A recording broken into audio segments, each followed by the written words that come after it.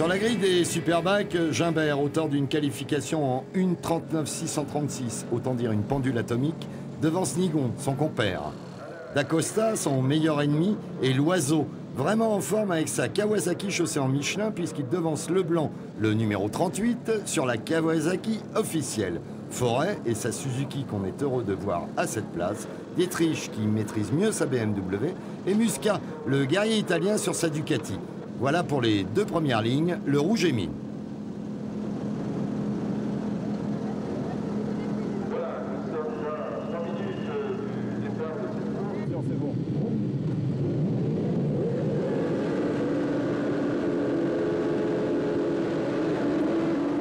Au feu vert, on assiste à un très bon départ de D'Acosta dans la roue de Nigon et devant Gimbert. D'Acosta porte une attaque d'ailleurs dès le premier virage à Estoril, mais ça ne passe pas. Nigon est parti très fort. Il tente alors le coup au freinage d'Adélaïde et réussit sa manœuvre en prenant la tête devant la BMW numéro 1 et Leblanc qui vient de faire un intérieur parfait à Gimbert. Nigon, qui sait qu'il ne faut pas laisser la situation en l'état, réplique aussitôt à l'entrée du 180 et repasse D'Acosta pour tenter de s'échapper le plus vite possible après un excellent départ.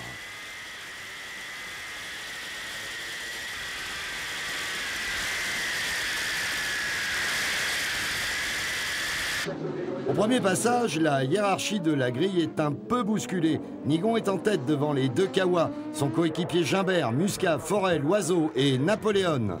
Très vite, Sébastien Gimbert revient au contact et passe Leblanc, sans hésitation.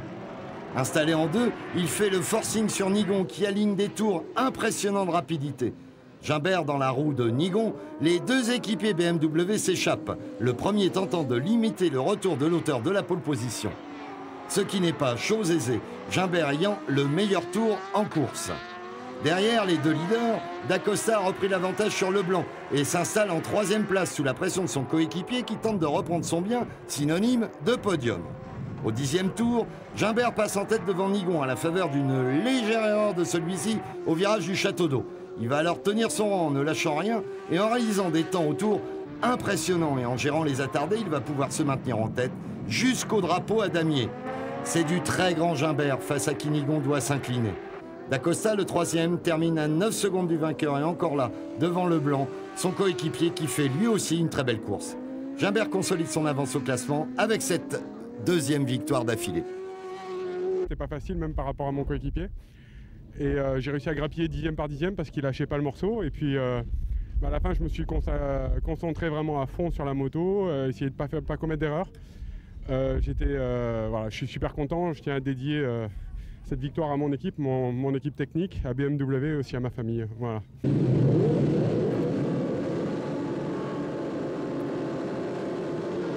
Au départ de la deuxième finale, Gimbert se loupe totalement et reste scotché sur la grille et se fait passer par l'ensemble des concurrents. Une situation à la limite de l'horreur, mais dont notre Sébastien va se sortir avec panache et détermination.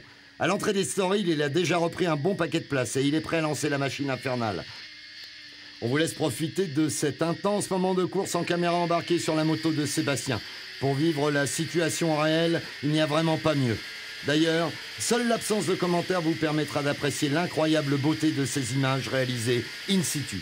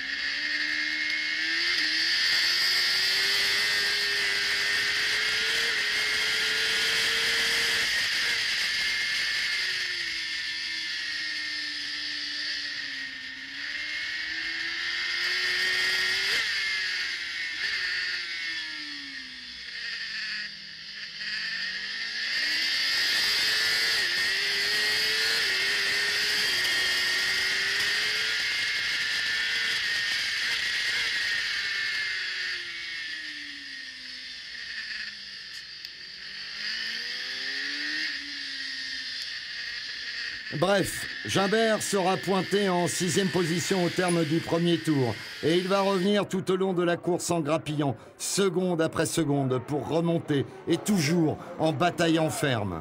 Nigon est en tête devant Dacosta, il tient son rang avec le talent qu'on lui connaît, et la course va se dérouler ainsi en tête. Gimbert reviendra à la 3e place, sauvant ainsi son fiasco du départ. Nigon fait une belle course de vainqueur devant Dacosta et Gimbert, 3e tout à fait improbable. Petite revanche, ça fait plaisir de gagner, toujours. Là, ça faisait un petit moment que j'avais pas gagné, 2 courses, donc ça fait plaisir. Voilà, je remercie mon équipe, mes pneumatiques Michelin qui ont super bien fonctionné ce week-end encore. Et voilà, je suis super content du week-end. Gimbert est donc solide leader avec 25 points d'avance et il reste 2 manches à courir. Ça nous promet du spectacle.